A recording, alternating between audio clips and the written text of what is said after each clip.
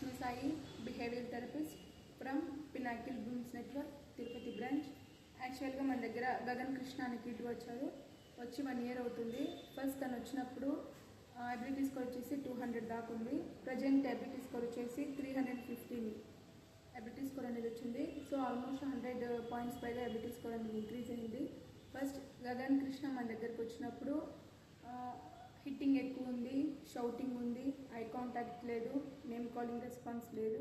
అదేవిధంగా real objects కూడా identification లేదు, కలర్స్ షేప్స్ ఏవి కూడా తనకి ఐడెంటిఫికేషన్ అనేది లేదు.